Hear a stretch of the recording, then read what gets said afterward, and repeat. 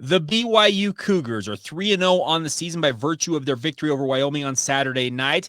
I believe some out there believe BYU is 3-0 in spite of Jake Retzlaff. I think that's quite the opposite. We're digging into that and a whole lot more on a Film Review Monday.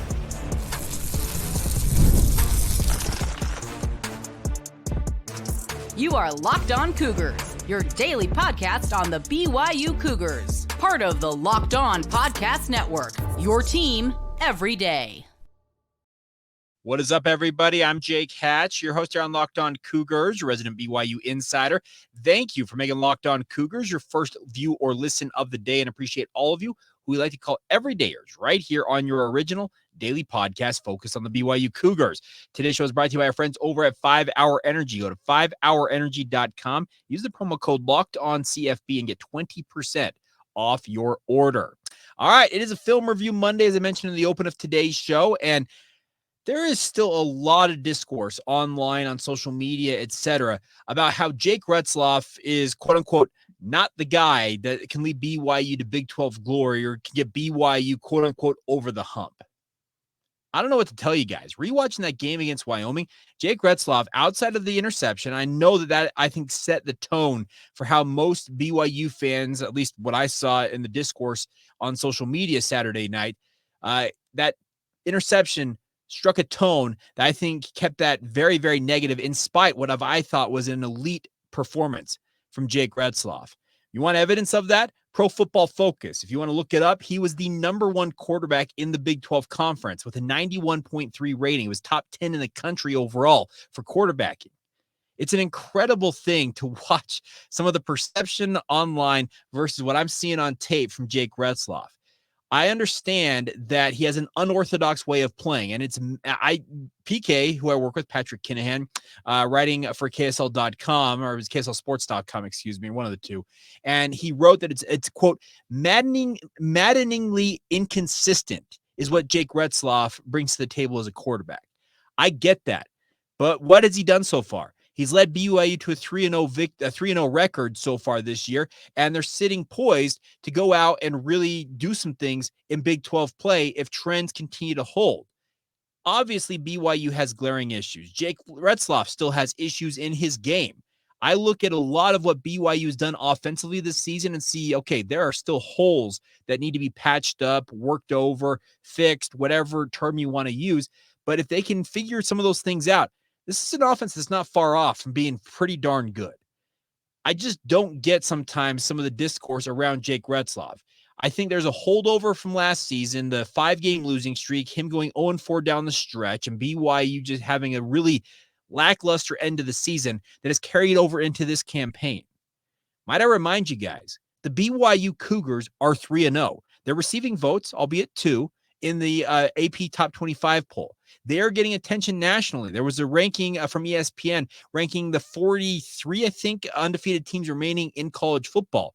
BYU didn't check into the bottom. They checked in at number 31. And as Bill Connolly, who did these rankings, noted, in 2023, BYU allowed 29.8 points per game, 99th in FBS. 3 games into 2024, they're allowing less than half of that at 14.0. And they've played at least one theoretically decent offense in SMU.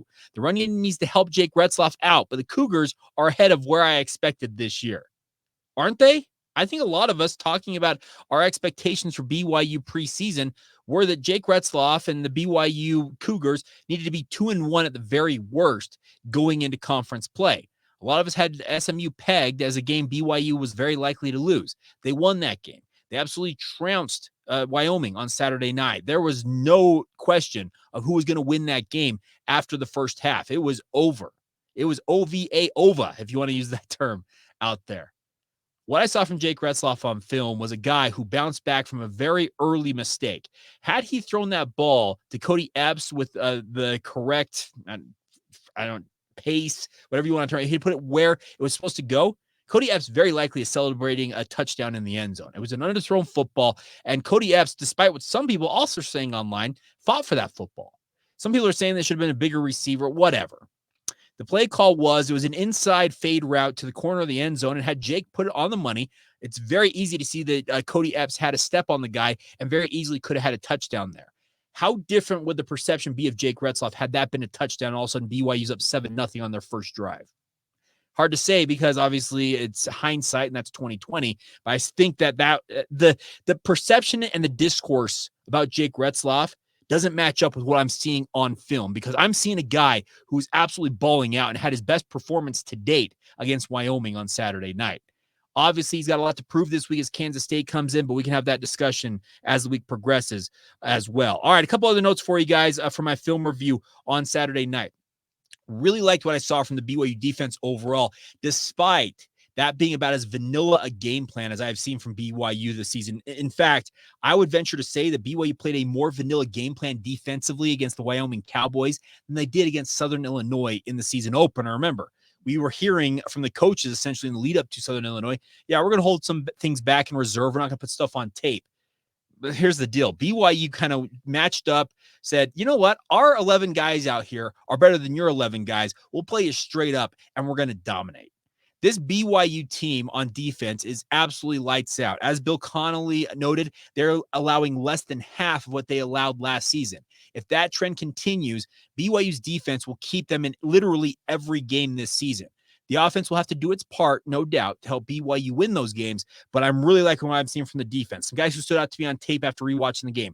Tyler Batty and Logan Lutui from their defensive end positions, very, very good. It was good to see Logan Lutui reemerge after getting injured in that game and start to play again, I think, late in that contest. I also really liked what I saw from Raider Demooney.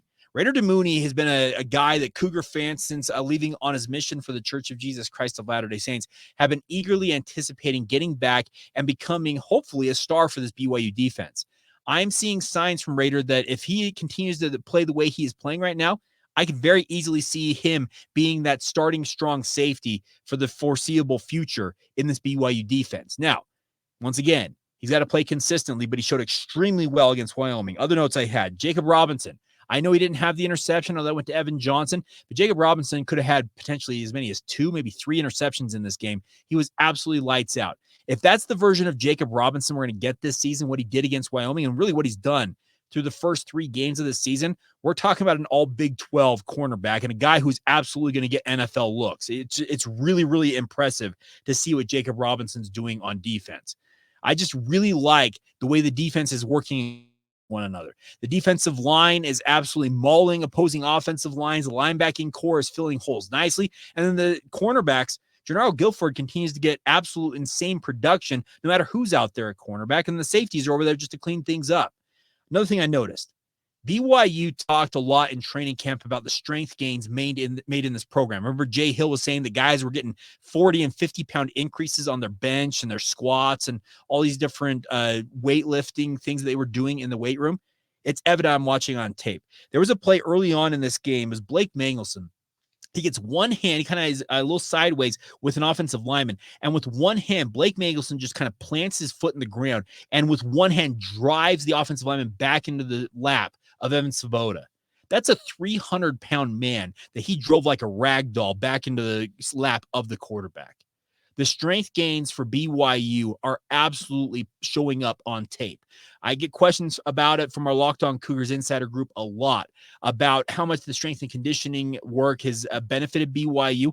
Well, to my knowledge, there's only 2 season-ending injuries, and both of them to being reserves, and they're ACL injuries, as I understand it, to Joe Brown, and then also to Preston Rex, and best wishes to both of those young men as they undergo surgery and work their way back from those injuries. But BYU has been relatively injury-free. The strength gains, I said, are absolutely noticeable, especially along the defensive front. I'm very impressed with that. And it's overall showing up. The BYU, they're hanging later into games with top-flight play. It's really, really evident that the work they did in the offseason is paying off in spades right now. The level of difficulty does go up this week. It's Big 12 play, so obviously you have to increase that. A couple other notes here. I still think some of those holding calls in this game were absolutely bogus. There was one on Austin Leusa, who he literally is as an offensive lineman, and if a guy engages you and you chop his hands down to get him off of your jersey and the guy falls down, that's a win in most offensive line coaches' books. They will give you a win. They're like, hey, that's a gold star for you there. He gets called for a hold. Brutal, awful call. Later, Chase Roberts literally just walls off his defender in a run play, and they call a hold on that. welcome to Mountain West officiating. Because if that's what Mountain West officials are going to operate like, because as I understand, it was a Mountain West officiating crew. Some brutal calls. Connor Pay, little ticky-tack on his holding calls. It was more of a letter of the law where his hand was outside, but he didn't really gain any significant advantage over that defensive player as he was blocking him. But hey, letter of the law. Other guys who stood out to me, Keanu Hill. I'm so glad, based on everything that we heard post-game, that he is going to be okay and should be available this week against Kansas State. He had his best outing to date at tight end for BYU, and if he continues to show what he showed against Wyoming, he's an absolute weapon, and he's waiting to really bust out for the Cougars, and he started to do that. It was a really, really nasty headshot he took on that targeting call, but it sounds like he is okay, and that's a very positive thing to note there. And then one other thing here is that the frustration from Darius Lasser in game got a lot of attention. Now, he did say post-game, essentially, it's all love, don't get it misconstrued. There's a term I heard not too long ago. I don't know how I went this long in my life without hearing it. There's disagreeing, but not being disagreeable. And I may sound convoluted and weird to you, but the more I think about it, that's kind of what I feel like this game was for Darius Lassiter. The throws to Darius Lassiter in this game were less than stellar. If you look at the throws to Chase Roberts, who had the breakout performance for BYU and was very much the best receiver on the field, those points were like pinpoint accurate from Jake Retzlaff. Whereas if you rewatch the tape of what Darius Lasser was dealing with, a lot of inaccurate throws off the mark. And I think his frustration boiled over, and we saw it, both some of the demonstrative behavior on the field and also ignoring his quarterback as he's walking up the sideline as well. It was good to see them bounce back. Speaking of him and Jake late in that game with that 20-yard pass from Jake that went to Darius, I think got some good vibes going once again. But I think it was more of it in the moment. There was some disagreement, but it's not that they have a visceral head-butting style against one another. I think Darius was frustrated in the game, a little more demonstrative than he probably would have liked to have been, but I think that they'll be back on the same page. They disagreed in the moment, but they're not being disagreeable. So hopefully that phrase makes sense, and I think that applies to the situation. The final note I got for you guys here, actually 2 notes. The offensive line, I thought, had their worst run blocking performance to date. Now, Connor Pay is expected to join us either tomorrow or Wednesday. It's typically been Tuesday so far this season. And I want to get his thought on the performance, and we'll let him weigh in on it. I thought it was the worst run blocking performance to date, but even so, BYU still averaged 5 yards per carry, the best yard per carry average of the season. So fancy that. I don't know what to make of that. And then the final thing, Jake Retzlaff's pocket presence in this game, his ability to maneuver inside the pocket, find his way out of trouble when it felt like pressure might be getting to him, absolutely masterful. Best of the season to date for him as well. So really, really impressed overall from what I saw for BYU.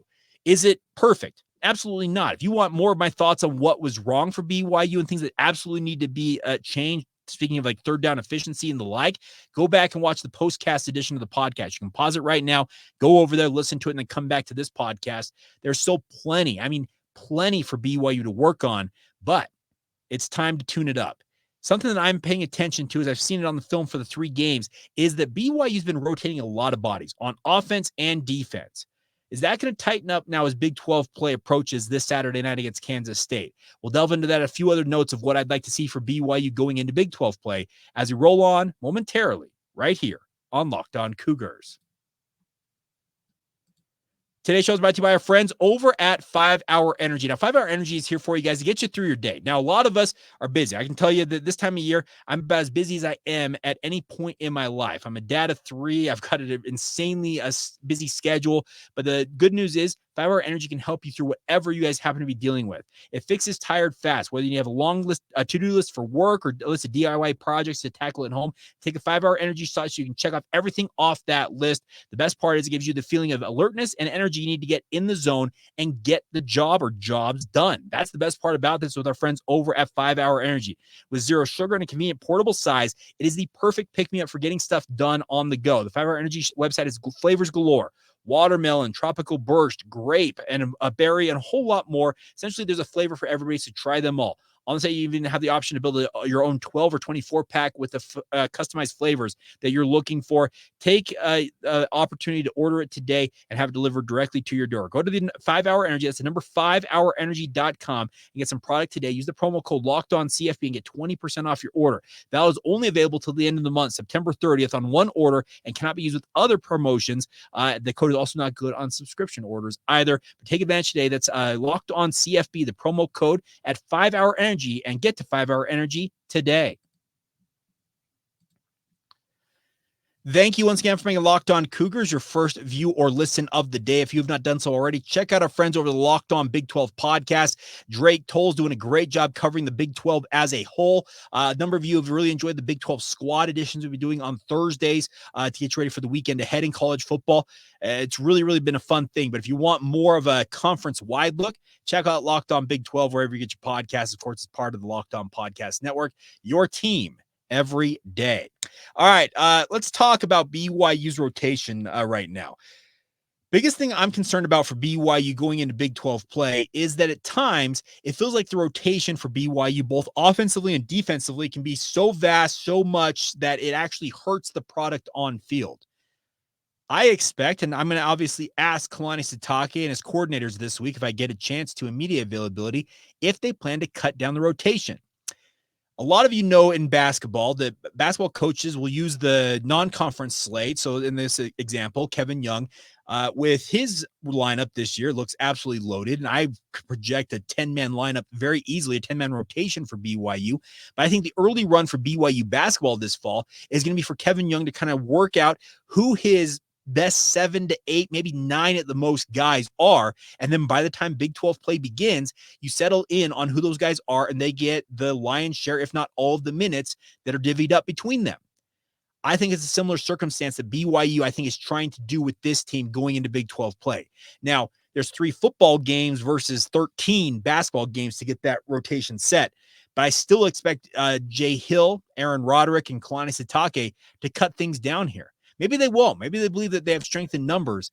But it is my thought that having watched 3 games multiple times, I've gone back and watched all of them at least twice. And in some circumstances, I would consider it being a third time with how much I rewind and rewatch plays to get a feel for things. Watching what BYU's doing, I feel like the rotation is just a little bit too large. A lot of it on defense. I think mainly the linebacking core, the safeties have really rotated very, very heavily. I think you need to narrow in on your best, in the case of linebackers, probably best 6 guys, and say, hey, no offense to anybody else, but these 6 guys are getting, let's say, 90 to 95% of the reps in practice, and they're going to have that same role in the games. I think the same thing at safety. You pick your top 4, maybe 5 guys. Now, if you include the nickel, that moves to 6 because nickel obviously is a big part of this BYU defense. But you find essentially your best 2 at each position and say, these are the guys, barring injury, we're going to roll with, and you roll with them. I think it's already kind of been established with the defensive line. I think I've seen a fairly tight rotation, at least against Wyoming, that I feel like you've got 8 to 9 guys there on the defensive front that are going to be the guys who take the bulk of the reps. I think cornerback, considering that Maury Bamba is the only guy that hasn't really played to this point, once he returns, I think you've got a nice 4 or 5-man rotation there already. Offensively at wide receiver, they've rotated a lot of guys, and I know that they have a lot of talent at wide receiver, but find the top 6 to 7 guys and settle in on that. And that may ace a guy like Cody Hagan out. Now, the other situation is that Cody Hagan, do you want to burn his red shirt? Do you want to burn a red shirt for a guy who's just home off of a mission and in theory is running 6, 7, 8 on the depth chart right now? That's a question that needs to be answered. I think that's the same thing with the running back position. Now, running back's a little different because considering LJ Martin, Hinkley Rapati, and as we found out that Enoch Nawahine was beat up in post-game comments from Kalani Sitake, 3 of the top 4 running backs on the depth chart for BYU are injured and on the shelf right now. So Pokai Haunga, obviously they probably would have liked to have redshirted him, but what he showed against Wyoming indicates to me that he may be the guy that you burn the red shirt on. You make him, I think, for the time being, one of, if you're not your top running back, until LJ Martin reemerges from injury. I really look at it as he showed a lot of flashes of being the type of running back BYU needs to fill the hole until you have a guy like LJ Martin available once again. So I'm interested to see how BYU approaches this when it comes to Big 12 play, because I say it all the time. The level of difficulty goes up immensely, and it gets no tougher, it feels like in many respects, than the opener this Saturday night against Kansas State. The Wildcats are one of the most physical and just demanding teams. I mean, demanding in the sense that you have to be locked in on these guys, laser focus at all times. And if you're rotating 3 and 4 guys at different positions, there's going to just be slippage simply due to the fact that communication is going to be lacking as guys in and out of the lineup. And that is my chief concern for BYU with the amount of rotation they have had in this non-conference slate. Do I begrudge them for doing it? No, I actually think it was absolutely brilliant the way they have done it, and especially considering they're 3-0 on the season. They're halfway to bowl eligibility. They've handled their business, and things look like they are in a pretty solid place right now. But the hope is that if you do tighten that rotation, essentially you look at the tape, you've got 3 games of evidence for these guys, and you say, okay, these are our best 2 guys at, let's say, free safety. These are our best 2 guys at Sam linebacker. The thought is that those 2 players, given the extra reps, obviously the extra game time, understanding more of their role, etc., should yield better play overall for BYU across the board. Am I up in the night and saying this? Maybe I am. And maybe I ask Kalani Sitake and he says, no, Jake, you're absolutely wrong. We're actually going to keep the rotation going. But I'm paid to make I'm a second guesser. I'm paid to make my opinions known on this podcast. I think that the rotation should be cut down. It will be cut down. And fingers crossed, it yields better play for BYU, because if they can tighten some things up, we talk about there are still holes for this BYU team in the passing game. Obviously, the running game still needs to show better. I think the offensive line has still got a ways to go before it really is considered, I think, a very good offensive line. And then on the defense, this is a defense that was much maligned a season ago, and the early returns are that they are absolutely dominant. I'll regurgitate a point made by BYU Statsman on Twitter on Saturday night. BYU has held their first 3 opponents' QB rating or QB efficiency rating in the 70s. From 2001 to 2023, you know how many times BYU got back-to-back games of keeping a QB efficiency rating in the 80s? Literally has never happened. So early returns for BYU defensively are absolutely elite. How much better could they get if they rotate that, close down that rotation a little bit, and maybe get some better cohesiveness as a unit? It's tantalizing. I mean, it's absolutely tantalizing to consider what it could mean for BYU. Is it going to be the cure-all that's going to make BYU suddenly the surprise team of the Big 12 season? No, because guess what? These opposing teams, they're very, very good. And BYU faces all 5 of the preseason ranked teams in the Big 12 this season. It starts off this weekend with number 13, Kansas State. Not too far away, you got Arizona and Oklahoma State. Oh, by the way, there's the University of Utah out there as well. Just, you look at the slate of games BYU's going up against in these next 9 conference games, and it's a really, really tough road. And I would curb some expectation that BYU could, I think, put out like a 9-3 record, because unless they absolutely catch fire right away, I think that's a little bit out of reach. But I'm not saying that BYU can't be a factor in Big 12 play. This is a team that has shown gumption. Going to SMU and winning the way that they did when things absolutely weren't firing on all cylinders. You lost your top 2 running backs in the game. You had a quarterback who had a turnover spell that was absolutely dizzying at times, and you still won that game. That showed grit. It showed tenacity. It showed you guys have fight, unlike what we saw at the tail end of last season. That fight could make BYU an absolutely dangerous team for any Big 12 team playing them, whether BYU's at LaVell Edwards Stadium, as they will be this Saturday night against Kansas State, or if they're out on the road. I'm really looking forward to this upcoming Big 12 season, because I think year 2 in the Big 12 for BYU has got a big target on it. Speaking from the BYU football program's perspective, they want to go out there and say, hey, I know you guys thought we were pushovers a season ago. We ain't that. We're not that team. We're a different team, and we're going to show it. And could come as soon as Saturday night when they take on Kansas State under the lights out there, as Connor likes to call it, the Les. I call it LaVell Edwards Stadium, or LES. But hey, nonetheless, should be a really, really fun time. All right. I had a note I meant to hit on last week's podcast in regards to the 2025 season for BYU football. So we'll wrap up this edition of Locked On Cougars with a couple of notes on that. It involves the schedule for next year, and we'll dig into that momentarily as we roll on right here on Locked On Cougars.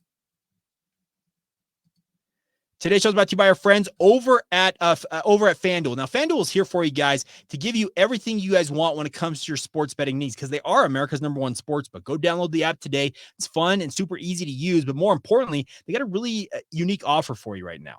Now through September 22nd, so that's this weekend, everybody, all FanDuel customers can bet $5 and get a 3-week free trial of NFL Sunday Ticket from YouTube and YouTube TV. Then with the YouTube TV base plan, you'll be able to watch every regular season game out of market and be able to catch your team in action. A lot of us live out of market. If you live in Utah, you don't really have an in-market team. So you want to take advantage of that today, you can do that with the YouTube TV base plan and NFL Sunday Ticket. All you need is a Google account, a current form of payment, and you can cancel it at any time. Just visit FanDuel.com and download America's #1 sportsbook today. That's FanDuel.com and bet that $5 and take advantage of your 3-week free trial of NFL Sunday Ticket from YouTube and YouTube TV. And it's all courtesy of YouTube as well as our friends over at FanDuel, America's #1 sportsbook.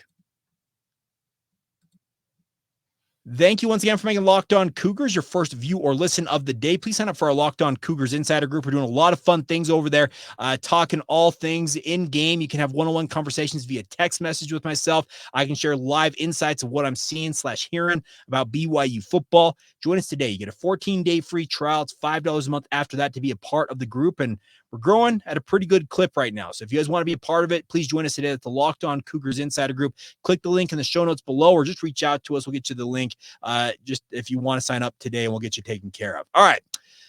Last week, BYU announced their non-conference slate of games for the 2025 season, and it looks like a pretty good season overall for BYU. My only concern is that BYU announced they're going to take on the Stanford Cardinal and Portland State as their 2 non-conference home games, because next year rotates back where BYU only has the 4 conference home games. They'll have 5 road games.